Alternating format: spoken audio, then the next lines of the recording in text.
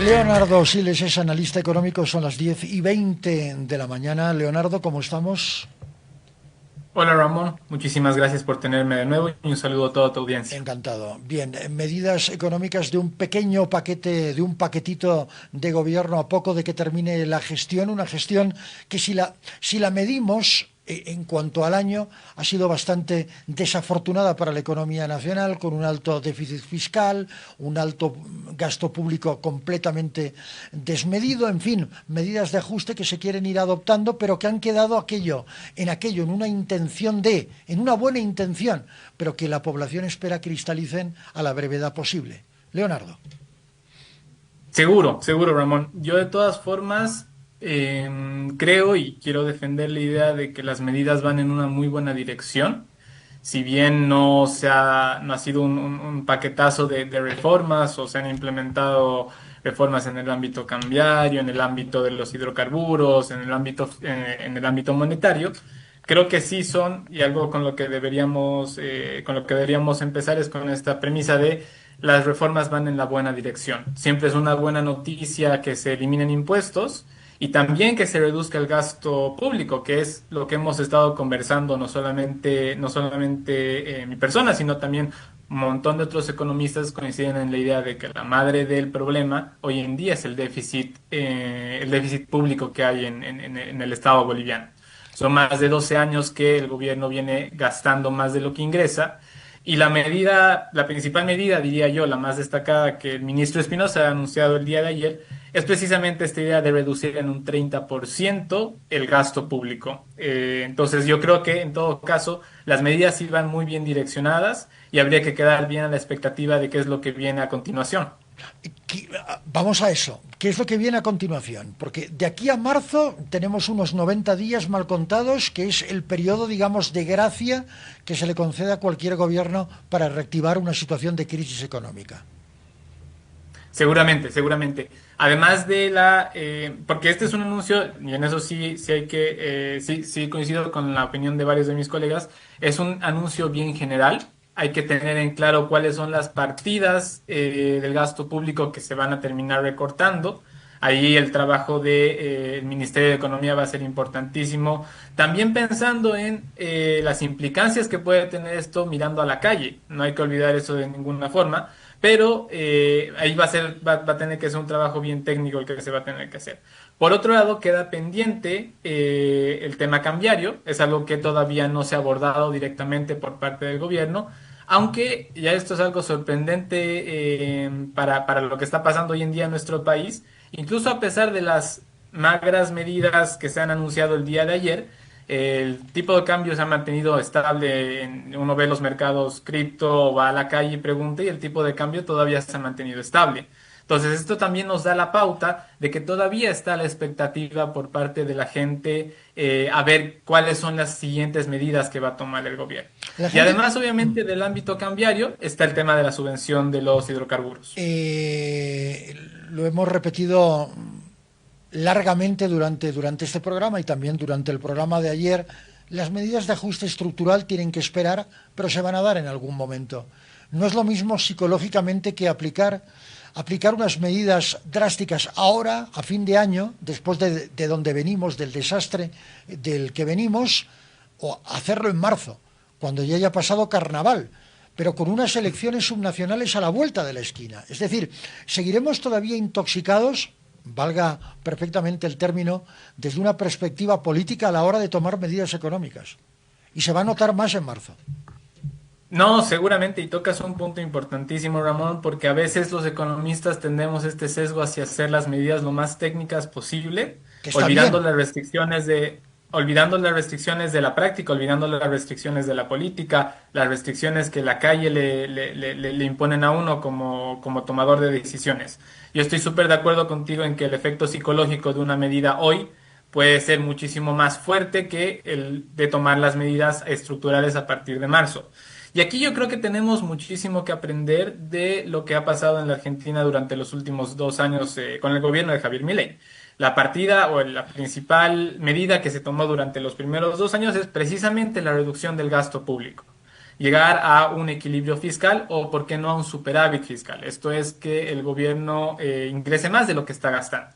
Y recién en este momento, 2 años después de que Javier Milei asumió la presidencia de la Argentina, se están empezando a plantear las reformas en el ámbito laboral, en el ámbito previsional. Pero, Todavía la propia Argentina, que viene de muchísimo más atrás que nosotros, eso está claro, eso está 100% claro, todavía la Argentina está empezando está todavía discutiendo las próximas reformas, las reformas de segunda generación que se denominan. Entonces, yo estoy 100% contigo, de acuerdo contigo en que esto también tiene que manejarse desde la perspectiva de la psicología o desde cómo, cómo influyen las restricciones de la política en esta toma de decisiones, seguramente. Estamos ante una serie de reformas, ahora sí de primera generación, pero no nos olvidemos de un detalle que usted acaba de mencionar, no diré por encima, pero ha estado ahí, ha estado usted en el filo de la cornisa, Leonardo. ¿Dónde ajusta Milei? Milei ajusta a los jubilados.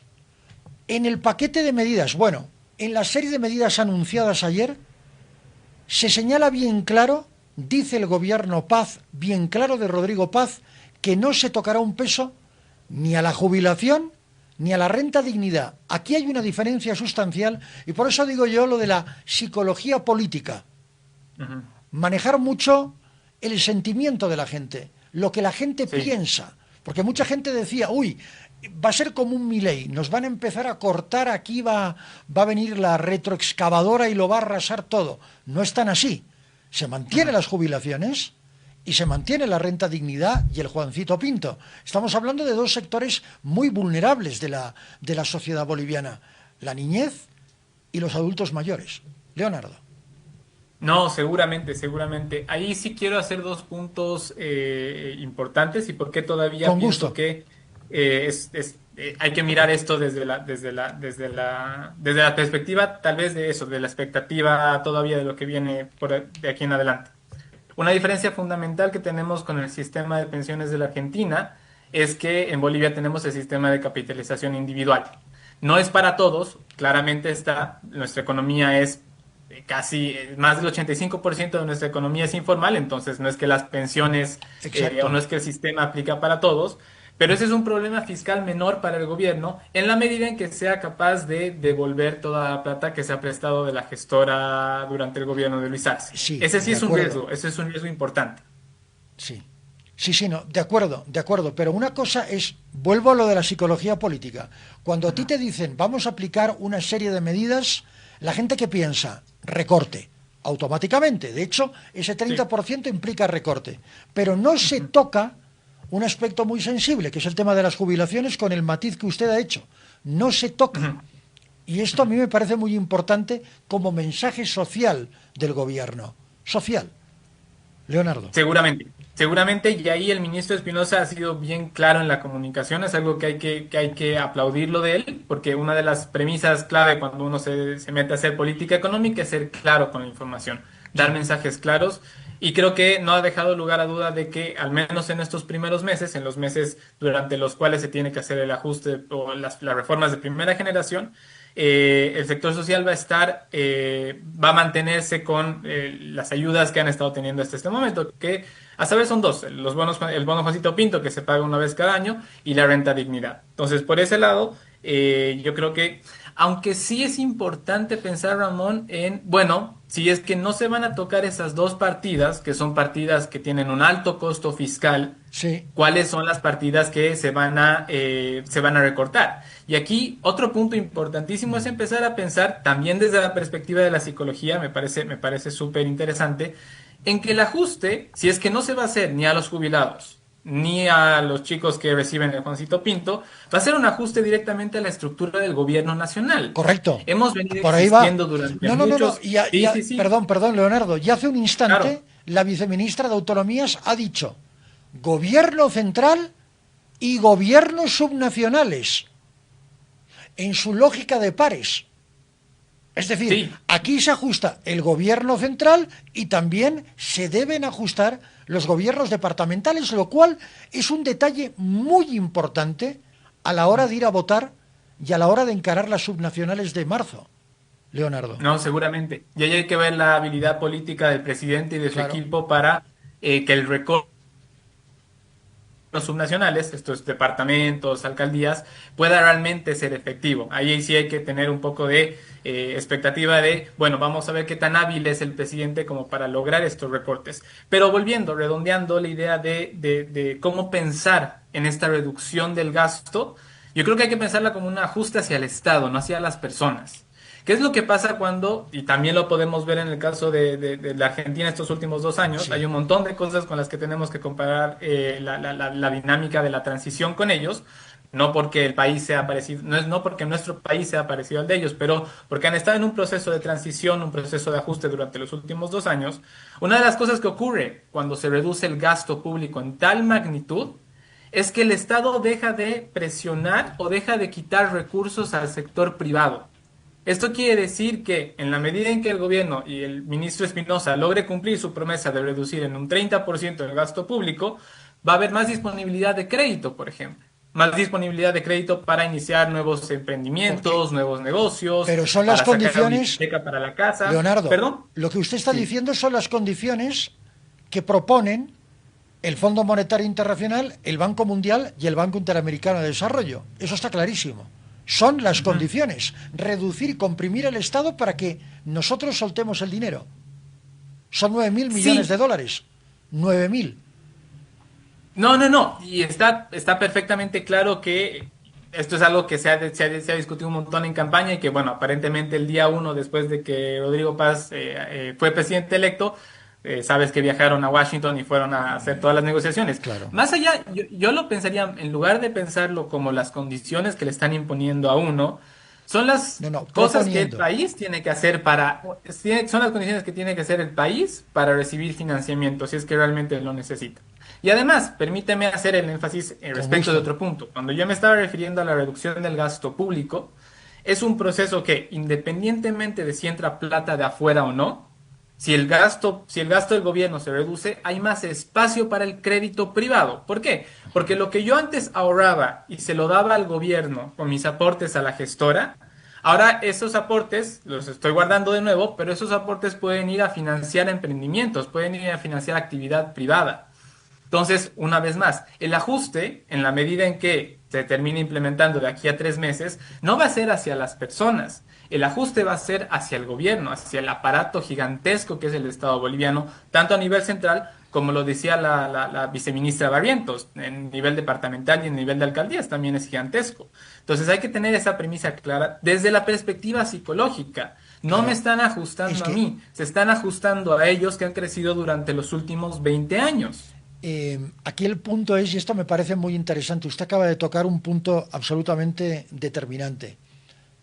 La capacidad que tenga el gobierno de explicar que estas medidas van a tener un impacto, pero cómo se va a atenuar el impacto social de estas medidas. La clave aquí está, Leonardo, en la comunicación.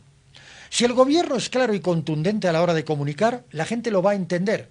Pero si el gobierno es complejo, es decir, si el gobierno lo hace y lo habla y lo comunica y lo verbaliza en difícil, no lo va a entender nadie y la respuesta va a estar en la intolerancia. Tú eres intolerante ante lo que no entiendes, a lo que te niegas a comprender. Y si la gente no ve brotes verdes en marzo, cuidado. Cuidado No, con la respuesta de seguramente. la calle, cuidado con la respuesta de la calle, porque la calle está en estos momentos tranquila, está a la expectativa, pero si no hay brotes verdes en marzo, esto no creo que prospere demasiado bien, honestamente. No, seguramente, seguramente. Todo es un proceso bien complejo, pero dentro de todo me parece que Rodrigo Paz se ha rodeado de gente súper capaz, que lo va a ayudar a tomar estas Esperemos. decisiones económicas, no solamente, como tú dices, desde la perspectiva técnica, sino también desde la perspectiva comunicacional. Sí, Mucho del éxito del proceso en la Argentina tiene que ver con la parte comunicacional.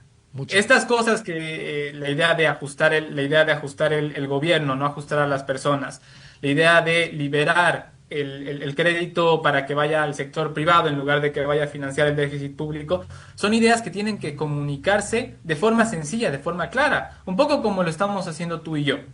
Obviamente, y aquí quiero hacer otro punto importante. Claro. La viceministra Barrientos decía, hay que tomar estas decisiones con datos. Y también es súper importante, y ahí entramos las organizaciones de la sociedad civil, como es Libera, para apoyar al debate público con datos. Nosotros tenemos información hemos realizado estudios de burocracia, hemos realizado estudios de libertad económica. Sí. Entonces, todos estos datos, todos estos estudios, ojalá que funcionen como herramientas Sí. para los que están tomando las decisiones Leonardo. ahora, para que las decisiones económicas sean técnicamente viables, pero al mismo tiempo sean fáciles de comunicar, No, que no. es lo más importante en este Aquí la momento. palabra mágica, Leonardo, en la vida en general se llama empatía. Es decir, cuando el gobernante, el técnico, el economista, el que maneja datas, solamente se concentra en el dato es un número y un número es frío. Pero hay que pensar que a un número corresponde una persona. Esto es normal. Y esta persona tiene un contexto, normalmente un contexto familiar. Y ese contexto familiar es un contexto que en algún momento dado vota por sus gobernantes. Yo sé que todo entra en el ámbito de la política y todo recae, naturalmente, Leonardo, en la política. Pero si el gobierno es empático y va a poder comunicar bien, las medidas serán aceptadas. Si el gobierno no consigue transmitir esa sensación real, natural, de empatía, el fracaso es inminente. Has tocado un punto fundamental Inminente. y es algo que personalmente a mí me gusta siempre aproximarnos a la economía. Yo estudio economía, he hecho el pregrado, he hecho la maestría, pero algo que yo creo que está bien, que nunca está presente en las aulas, es lo que tú mismo habías dicho, que es una premisa, incluso desde el punto de vista epistemológico, es una premisa fundamental. Claro. La economía, ya sea la macro o la micro, siempre tiene a las personas por detrás. Entonces también nosotros tenemos que empezar a dejar de pensar en, la economía es algo difícil de entender porque hay muchos números, hay muchas estadísticas. No es eso, no ese es el punto. Los principios económicos tienen a personas por detrás y nosotros como personas somos capaces de entender este tipo de cosas. Entonces a mí me parece excelente y es muy bueno que en estos espacios se difundan estas ideas porque esto ayuda un poco también a que a uno se le pierde esta alergia a hablar de economía. La economía son cosas súper sencillas, relaciones súper sencillas que tienen a las personas por detrás. Y llevándolo a lo que pasa lo que va a pasar con las reformas del gobierno durante los próximos meses, estoy 100% de acuerdo. Siempre tiene que estar con la perspectiva de que por detrás de todo esto hay personas. Detrás de la cifra del 85% de la informalidad, hay familias enteras que trabajan todos los días en el sector informal. No por ello, en muchos casos, no por ello tienen ingresos bajos. Tenemos ejemplos de las ferias y de la construcción de los cholets que han estado creciendo en estos últimos años. Así es. Pero siempre hay que tener en cuenta la idea de que hay personas por detrás. Definitivamente. Y ahora, a la hora de establecer, Leonardo, una ruta crítica de la economía boliviana, hay que empezar por ahí. Hay que empezar por el primer paso, por los primeros anuncios. Ahora, yo también decía hace un instante que un anuncio cada semana es un poquito complicado, una novela por entregas. No esperaremos al anuncio del próximo lunes, del próximo martes. Yo creo que hay que ser un poquito más riguroso en ese sentido y tener bien claro qué es lo que se quiere hacer, cómo está diseñada, cómo está pensada esta ruta crítica y cómo la vamos a transitar. Creo que el tránsito va a ser lo más complicado, ¿verdad? El transitar por la ruta. Tú puedes trazar la ruta, pero transitarla se hace complicado, sobre todo cuando hablamos de gente, hablamos de sectores sociales, hablamos de gremios, hablamos de sectores productivos. Es decir, es un cóctel un tanto complejo. Sí, seguramente el equipo económico del gobierno tiene muy claro a dónde quiere llegar el próximo año. Y eso lo han expresado a través de entrevistas y tienen todo el plan. Yo estoy de acuerdo contigo en probablemente se ha generado mucha expectativa respecto de los anuncios de ayer. Primero tenía que ser el lunes, luego lo pasaron al martes en la mañana. Y el martes en la mañana, además de empezar tarde con la conferencia de prensa, me parece que incluso la señal del canal nacional no estaba transmitiendo al 100% el anuncio, ¿no? Habían problemas con el sonido. Sí. Entonces, sí, yo creo que todas esas cosas son cosas que, uno, se van aprendiendo. Este gobierno tiene apenas 2 o 3 semanas en el cargo. Pero dentro de todo, yo sí quisiera remarcar, o volver a la idea de las medidas van en la dirección correcta. La eliminación de impuestos siempre es una buena noticia, ya sea porque no se está dejando de distorsionar en decisiones de precios. Por ejemplo, el ITF lo único que hacía era desincentivar las transacciones en dólares, como si transaccionar con dólares fuera algo malo. Entonces, la eliminación de ese impuesto va en una buena dirección. Está liberando, está devolviéndole el protagonismo a las personas. Entonces, yo dentro de todo sí estoy bien optimista respecto de la dirección de estas medidas, las medidas que se están tomando. Obviamente, me va a encantar ver el detalle para el tiempo en el que se ha comprometido el ministro, llegar hasta marzo y ver el detalle de cuáles son las partidas que se van a recortar. Jaime Dunn lo decía ayer, una Sí. reducción del gasto público del 30% equivaldría a que nosotros tengamos superávit presupuestario el próximo año. Esto quiere decir el gobierno estaría ingresando más de lo que gasta. Y eso es algo que va a tener que hacerse o tarde o temprano para revertir la tendencia que te había comentado anteriormente. Vamos 12 años con déficit, vamos 12 años prestándonos plata para sufragar el gasto del gobierno. Y esperemos que la bola de nieve alguien la pueda detener en algún momento, Leonardo. Esperemos que así sea. Que haya que ponerle Sí, un y eso freno. requiere además de, perdón, eso requiere además de criterio técnico, requiere decisiones políticas 100%. No podemos pensar en que simplemente es meter los números a la computadora, darle enter y el modelo me dice, ah, tienes que tener superávit. No, esto No, también no, requiere de decisiones políticas y de correcto. decisiones políticas fuertes para mantener esta recuperación hacia lo que podría ser un país mucho Tengo, más normal, ¿no? sí. Leonardo, tengo una última pregunta dentro del Por ámbito de un favor. país normal donde hasta no hace demasiado tiempo se socializaba todo. Es decir, el gobierno tomaba una medida e inmediatamente la ponía o la descubría, en el mejor de los casos, a la sociedad, a los movimientos sociales. ¿Cree usted que las medidas económicas deberían socializarse antes de formularse?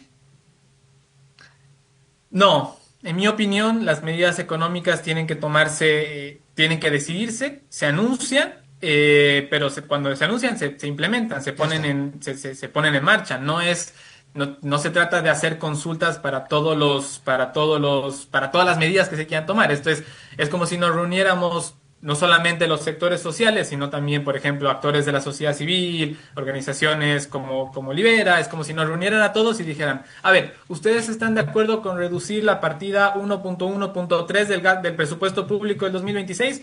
Levanten la mano, bajen la mano. No podemos estar Eh, dilatando mucho tiempo más los ajustes necesarios. lo digo, Entonces, yo soy de la firme opinión de que las medidas tienen que tomarse, se anuncian y en ese lo momento se digo porque implementan. con los sectores empresariales Ujú, sí se ha hecho. ujú. Con los sectores empresariales sí se ha hecho. Con los jubilados no se ha hecho. Con los adultos mayores no se ha hecho. Obviamente con los niños tampoco, no tienen capacidad de decisión porque son Claro, menores de edad. Pero con no, sectores lógico. vulnerables no se ha hecho. Pero sí se ha hecho con los sectores empresariales. Simplemente el matiz. A ellos Sí, sí. y siempre está el riesgo, me parece excelente que lo pongas sobre la mesa, siempre está el riesgo de, incluso tomando las decisiones con sectores empresariales, con gremios, siempre está el riesgo de que las decisiones terminen ayudando más a ese grupo en particular de lo que deberían ayudar a todo el país. Ahí no tenemos que ser inocentes y pensar que los empresarios siempre van a estar tomando las decisiones en pro del país. Los empresarios, los jubilados, los actores de la sociedad civil, la propia gente en el gobierno, cada uno tiene sus intenciones, cada uno tiene sus Por objetivos supuesto. en particular. Entonces, tampoco, y a mí me parece excelente que se ponga sobre la mesa la idea de, bueno, no solamente no es que no se tienen que tomar las decisiones con otros sectores de la sociedad, sino también el gobierno debería abstraerse o tomar las decisiones independientemente de lo que quieran los grupos empresariales. Los grupos empresariales están hace 2 años pidiendo una devaluación del boliviano, porque obviamente les conviene un montón para exportar sus Obvio. productos. Entonces, yo ahí, de vuelta, yo sí plantearía que las decisiones tengan que tomarse exclusivamente en el ámbito del gobierno, con criterio técnico sí, pero también con decisión y con firmeza política. Definitivamente. Es la conjunción. Es la conjunción astral perfecta para resolver la crisis. Esperemos que así sea. Leonardo Siles, un abrazo y gracias. Te agradezco mucho por el espacio, Ramón, y yo siempre atento. Que estés Encantado. bien.